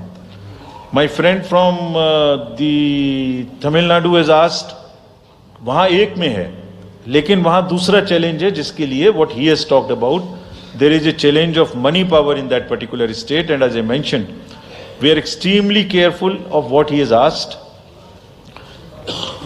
If you learn it from the assembly elections which happened in another southern state recently. We have been able to cure that menace of money power to a very large extent, and we would control this. Please don't be worried. Similarly, I'll on the expenditure side take this question from BBC that how much we spend. Each candidate is allowed to spend in the parliamentary constituencies up to 80 lakhs, up to limit. And in the assembly up to 90, up to 90 lakhs, and in the assembly up to 38. So if you combine amongst the candidate, that's the upper limit, which is the expenditure. You have asked about, somebody asked about EVMs. EVMs के बारे में मैं बहुत बार बता चुका हूं, लेकिन ठीक है, आपने फिर क्वेश्चन पूछा है तो, और देश में एक ऐसा अभियान भी चल रहा है जिसको बताना भी जरूरी है, इसलिए मैं थोड़ा विस्तार में बता ही देता हूं. वैसे बहुत बार बता चुका हूं, 40 बार लगभग इस देश की संवैधानिक courts, high courts and supreme courts EVM के ऊपर में जितनी चुनौतियां हुई हैं उनको देख चुकी हैं. चुनौतियां किस प्रकार की हुई? ये हैक हो सकती है, चोरी हो जाती है, 19 लाख मिसिंग हैं, इसमें दिखाई नहीं देता है, ये कंप्यूटर से खराब हो जाती है, रिजल्ट्स बदल सकता है, मैनिपुलेट हो सकता है। हर बार संवैधानिक कोर्ट्स ने इसको रिजेक्ट किया है। क्या कहा है? कभी कहा कि इसमें वायरस लग ही नहीं सकता, no question of introducing virus. कभी कहा इनवैलिड वोट्स नहीं हो सकते, कभी कहा रिगिंग इज नॉट पॉसिबल, कभी कहा कि when there is section 61A in the RP act which empowers the use of the EVMs, जब तक वो खत्म ना हो जब तक ये प्रश्न उठाना गलत है। कभी कहा कि EVMs are fool proof devices for counting and allegations of tampering are baseless. कभी कहा कि आप एक के बदले 5 वीवीपैट गिनिए, वो हमने शुरू कर दिया। अब तो ये आ गया है नतीजा कि कोर्ट्स ने जुर्माना लगाना शुरू कर दिया। दिल्ली हाई कोर्ट ने मिस्चीवियस कहते हुए 10,000 रुपए का जुर्माना लगाया, फिर माननीय उच्चतम न्यायालय ने 50,000 रुपए का जुर्माना लगाया। अभी फिर रिसेंटली माननीय उच्चतम न्यायालय ने एक पिटीशन खत्म की है। कितनी बार सुनेंगे? क्यों बार बार वही बिलाप करना है? कोई चीज़ है तो हमसे पूछिए। हैक नहीं हो सकती, किसी सूरत में नहीं हो सकती, एंड जो परिणाम आते हैं वही प्रमाण है, बार बार परिणाम आते हैं। कोई भी ईवीएम लेके बैठ जाता है सोशल मीडिया पे, वो डिब्बा लेके एक बैठ जाता है, और आजकल एक नया ट्रेंड शुरू हुआ है, वो थोड़ा सा एक्सपर्ट भी बन जाता है। आजकल 1-2 एक्सपर्ट भी चल रहे हैं सोशल मीडिया पे, वो कहाँ की डिग्री हैं, कहाँ के एक्सपर्ट हैं, थोड़ा देखना भी चाहिए। वो बताते हैं कि ये डिब्बा है, वो टूल बॉक्स जैसा डिब्बा होता है, उसके अंदर में क्या है पता नहीं है, उसमें से एक गत्ते के डिब्बे में से एक स्लिप भी निकलती है। वो धरना भी हो जाता है कि ये स्लिप बदल गई, मैंने यहाँ बटन दबाया था और यहाँ ही गलत निकल गई। भाई आपने क्या दबाया था, किसी को बताया था क्या? क्या निकला, किसी को बताया था क्या? अरे संविधान कोर्ट्स कह रही हैं। अच्छा, जितनी बार हमसे आप पूछेंगे उतनी बार हम उसका एक क्वेश्चन लेके आपको FAQs में डाल देंगे। 100+ क्वेश्चन हैं। और भाई political parties have come into existence because of the EVMs. There are many smaller political parties which in the age of the ballot papers might have not come into the existence. It was the fairness and the political parties know in the heart of their hearts. सब EVMs का 3 बार mock poll होता है, candidates के सामने में होता है।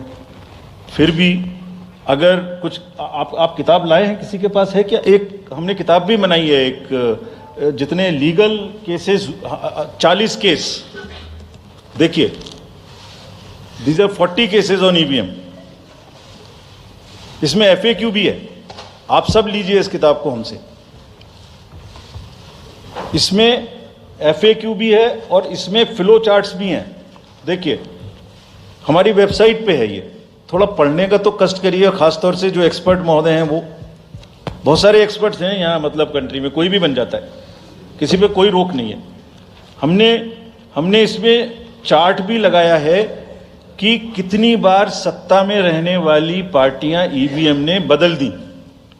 तो मुझे भी ईवीएम पे फिर मैं रात सोच रहा था ये प्रश्न तो आएगा जरूर, तो फिर रात को मैंने कुछ लिखा अपने हाथ से, वो फिर आपको सुनाता हूं।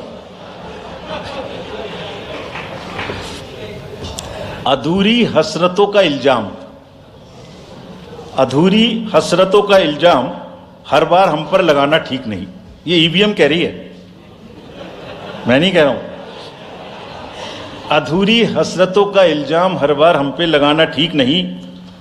वफा खुद से नहीं होती, खता ईवीएम की कहते हो। और बाद में गोया जब परिणाम आता है तो उस पर कायम भी नहीं रहते, आप ही के पक्ष में रिजल्ट आ जाता है। ये क्या बात है भाई? कितने दिन? EVMs are 100% safe, 100% sure. We know now in last 2 years again we have done large number of improvements. एक ईवीएम की नंबर जो भी किस बूथ पे जाएगी वो कैंडिडेट को दिया जाएगा, इसलिए इसमें कोई प्रॉब्लम नहीं है। नाउ जो एमसीसी के बारे में प्रश्न पूछा, जिसमें आप ये पूछना चाह रहे हैं कि हम बायस्ड होके किसी के खिलाफ एक्शन लेते हैं, किसी के खिलाफ नहीं लेते। यही आप प्रश्न बेसिकली पूछना चाह रही हैं, पूछना नहीं चाह रही हैं, आरोप लगा रही हैं, जिसका मुझे जवाब आपको देना चाहिए। Correct, very right, you have a question right to ask. आप पिछले 8, 10, 11 इलेक्शंस की सारे आरोप जितने हमारे पास आए हैं वो सबको एक बार पढ़िए। सबको पढ़ने के बाद सबके नोटिसेस देखिए जो हमने दिए हैं। उसमें जहां जहां कोई भी वायलेशन एस्टेब्लिश होता हो, उस नोटिस के बाद, जवाब आने के बाद भी हमने, ऐसा नहीं है सब में कार्रवाई की है। We are very, as I said, they are kind of a moral censor which we have in the beginning issued. और जिस किसी के भी खिलाफ में अगर कहीं भी कोई केस बनेगा, howsoever high star campaigner he or she may be, we will not sit back, we will take action. Next. Sir, we'll take some questions from that side. Yeah, the middle row. There is a gentleman holding both his hands up. उनको दे दीजिए। बोलिए थोड़ा जल्दी दें। Yes sir. Mic के लोग थोड़ा जल्दी दें। थोड़ा माइक जरा जल्दी दीजिए, वो सेंट्रल रो में है, वो हाथ जी। उठा रहे हैं वो।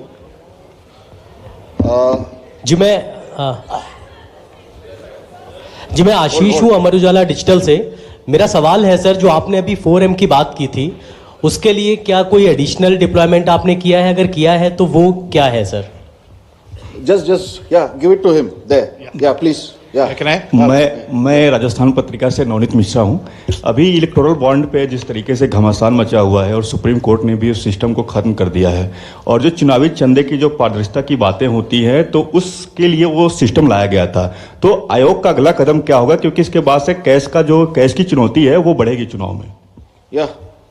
Sir, Sunil Prabhu from NDTV. Just two, three points, because you just now made a comment that every EVM has a number, and your own commission had asked for a totalizer.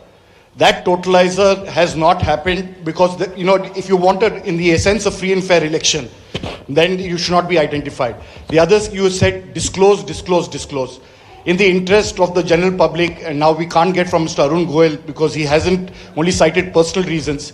In the best interest of the commission, would you be able to disclose what exactly happened? Why did Mr. Arun Goel, who worked with you and sadly is not here today in this entire process, if you can come clean about what exactly happened, what were the differences that led to his sudden and abrupt exit?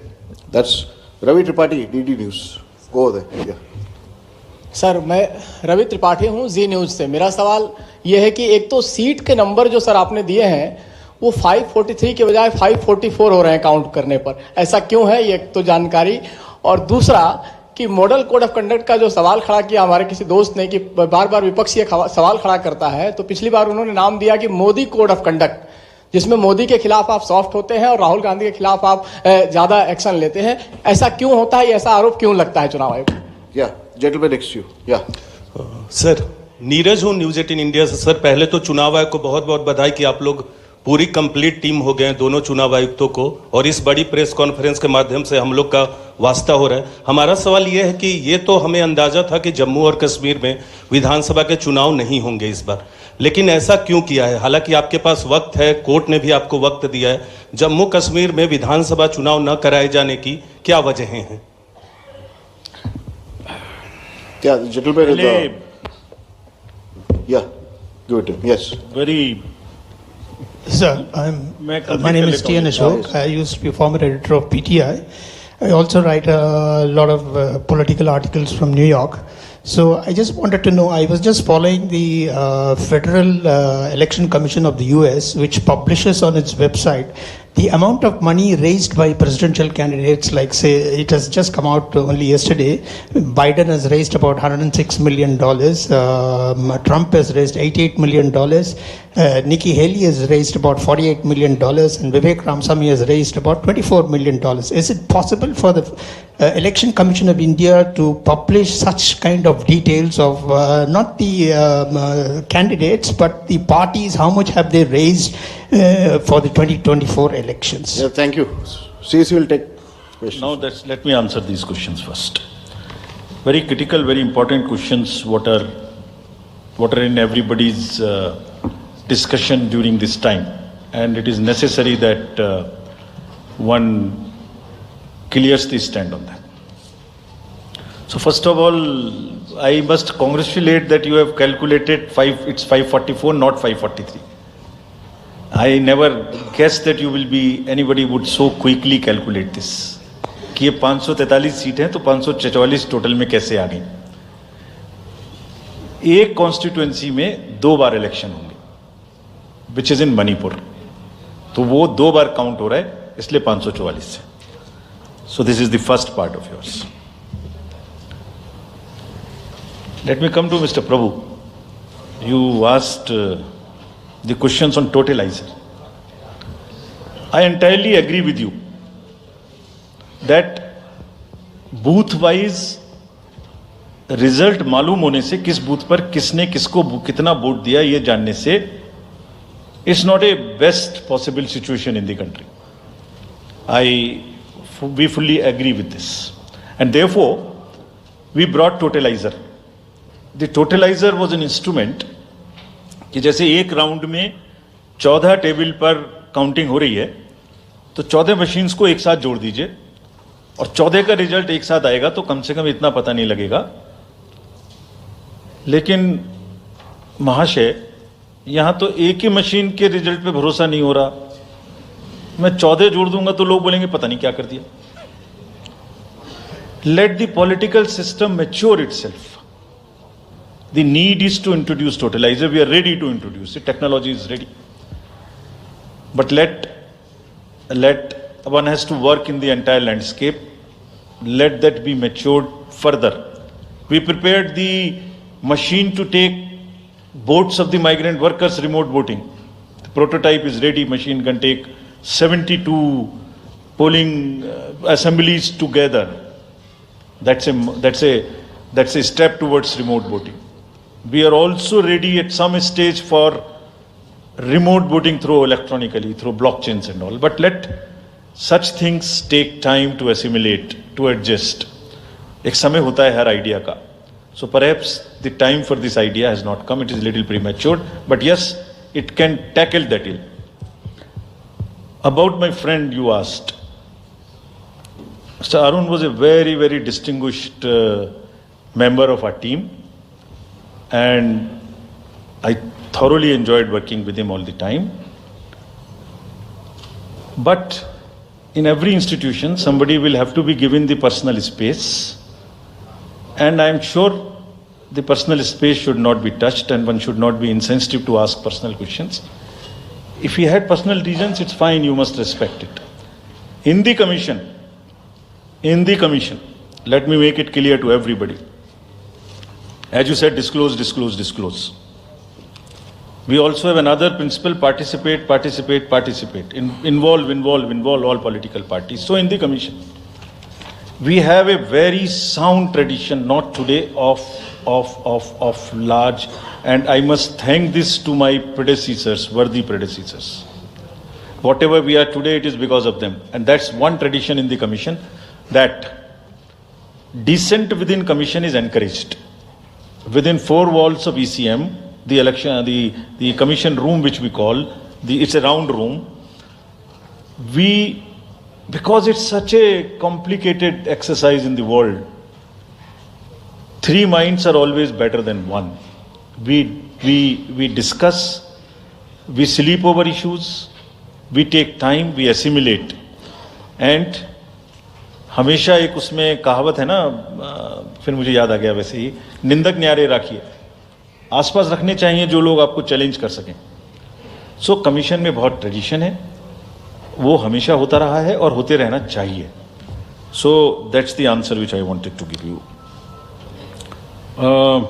Jammu Kashmir assembly elections क्यों नहीं हमने कराए, ये आपने एक प्रश्न पूछा.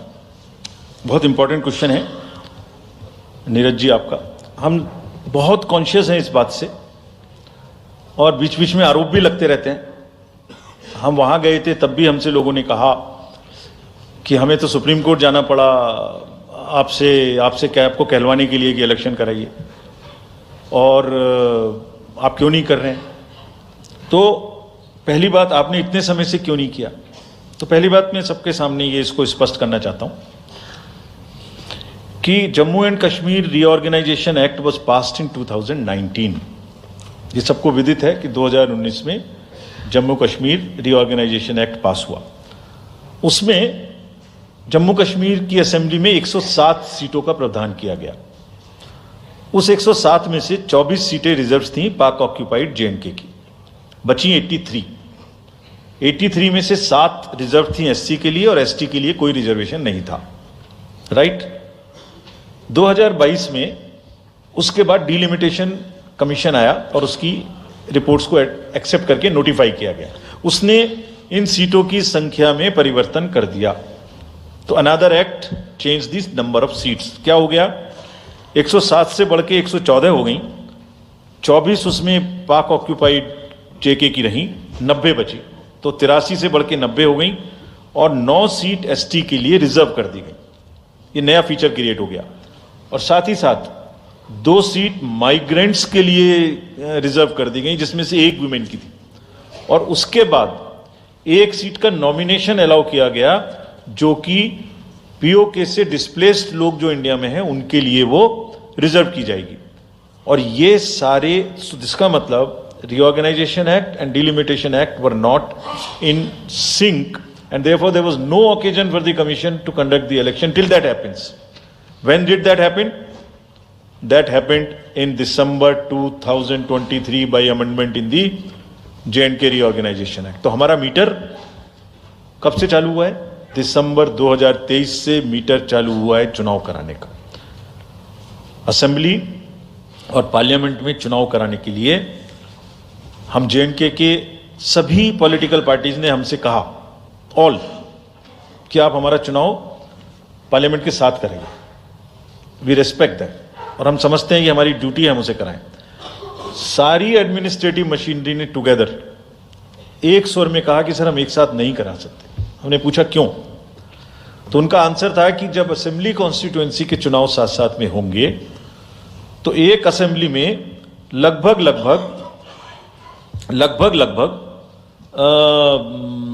10 से 12 कैंडिडेट खड़े होंगे। सो 90 इंटू 12 करीब 1000 कैंडिडेट हो गए। और J&K में सिक्योरिटी की वजह से हर कैंडिडेट को कम से कम 2 सेक्शन फोर्स प्रोवाइड करनी पड़ती है। 2 सेक्शन फोर्स का मतलब हो गया कि हमें करीब 1000 के बीच में 450-500 लोगों की कंपनीज की जरूरत और एक्स्ट्रा पड़ेगी। वो इतने बड़े देश में इस समय में सिक्योरिटी रीजंस में प्रोवाइड नहीं था। बट वी स्टैंड कमिटेड कि हम जैसे ही ये चुनाव खत्म होते हैं उसके तुरंत बाद, क्योंकि फोर्सेस की हमारे पास अवेलेबिलिटी हो जाएगी, हम चुनाव जल्दी से जल्दी वहां कराएंगे। Last question again, erectile bonds and चुनावी चंदा। और जो somebody asked from this side as to how the disclosures can be made through the political parties as to how much they collected. So as regards electoral bonds, Commission has always been in favor of transparency right from the stage when we submitted our stand in the Honorable Supreme Court.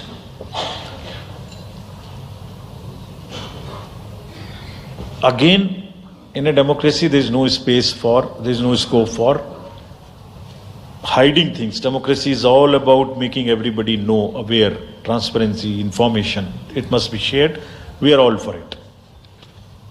So this is the first part of the entire exercise. It must be known. The country has to now also ask and find solutions through an institutional mechanism where the donor's privacy is also considered, is a point in question. We have made it compulsory for all political parties to make the contributions they are receiving. The answer to this side as to the declarations are made on the donations. Every political party is required to, under the guidelines, to make declaration to us on the contributions they receive. also in the annual accounts how much they have collected, how much they have spent. Also, after every election, they are supposed to give us an account of what they spent in that particular election. Supposing assembly election has taken place, we have contested, we have spent so much. And we publish it on the website of the commission for everybody to know what is happening. And this we have now made digital. But the unaccounted money which is used in the elections, on which during the elections we are very particular to control it. But how do we also control the donations in the unaccounted form is something which the entire nation has to work together. How the donors' privacy is also protected, he is not harassed, how it is channelized, how it is more and more white. In the digital age, there must be almost no scope. It must be a very, very less cash economy. I am speaking from my old finance days, but it must be very, very less cash economy, and therefore one has to think of it, and I am sure some better system will evolve where it becomes like that. Yes. So should we take Last another round? round? Yes, Last sir. round. Last round of questions. The lady at the back. Yeah. Good evening, sir. This is Ritika from the Indian Express. You're not audible.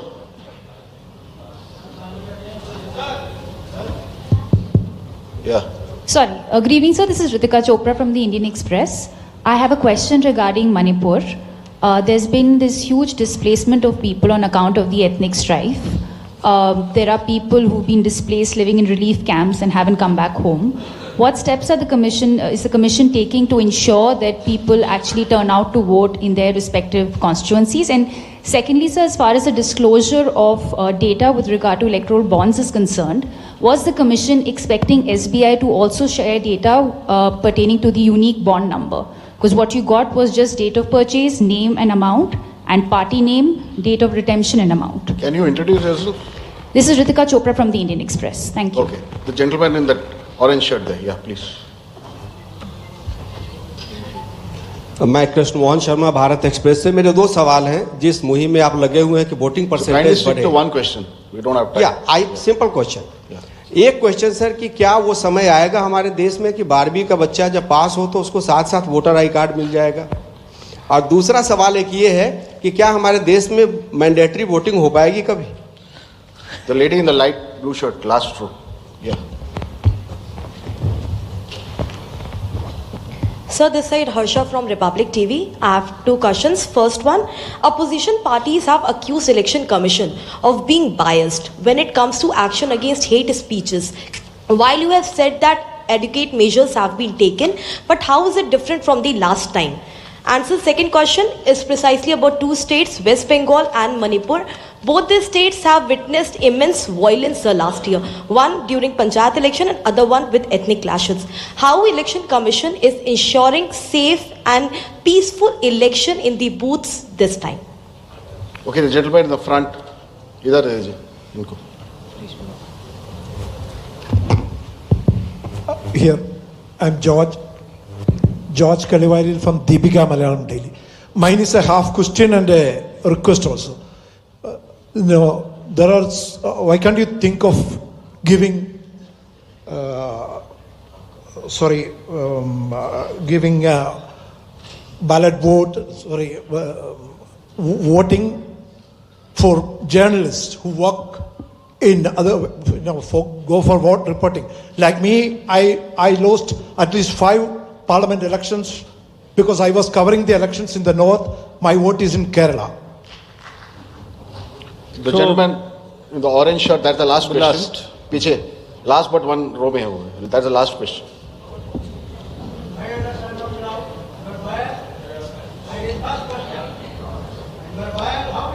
Coming. Yes. Sanjay Sharma आज तक से हूँ मैं. मेरा एक सवाल तो ये है कि निर्वाचन आयोग ने बहुत मार्मिक और बहुत व्यावहारिक अपील की है राजनेताओं से कि वो नफरत के बाजार में मोहब्बत की दुकान खोलें. तो इसकी कितनी अपील का असर लग रहा है कि वो कर पाएंगे? और दूसरा ये कि इलेक्टोरल बॉन्ड्स में अगली स्कीम किस तरह से इसको और पारदर्शी बनाया जा सकता है? क्या आयोग के पास भी ऐसा कोई इंतजाम है क्या? Yes. नाउ उनका भी एक ले लीजिए, उनका भी, उनको दे दीजिए। गिव इट लीजिए। You are biased. You can't do that. लीजिए। I am Professor D.S. Agrawal and I am a nominee of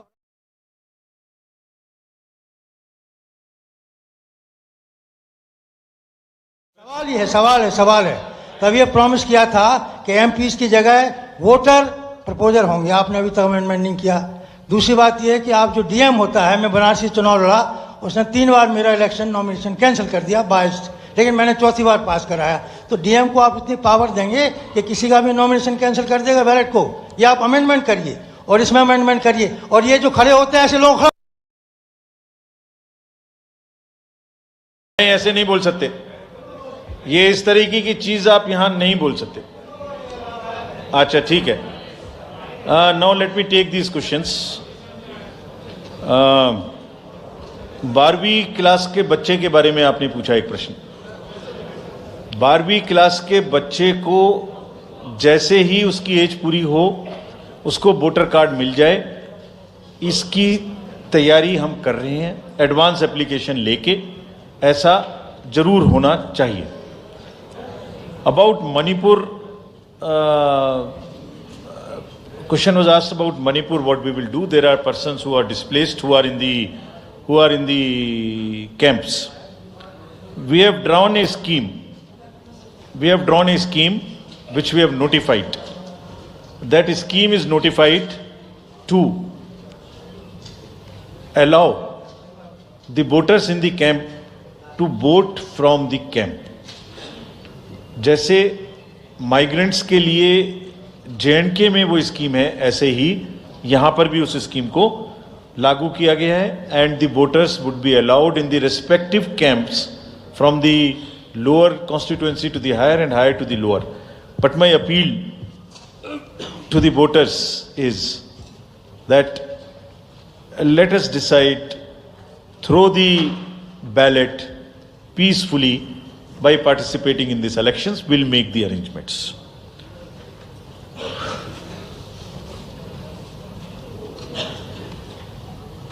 So, postal ballot तो अवेलेबल है प्रेस को, हैं? हम इशू कर सकते हैं, ये हम उपलब्ध कराएंगे. चलिए, thank you very much. Thank you, sir. That brings us to the end of this press conference.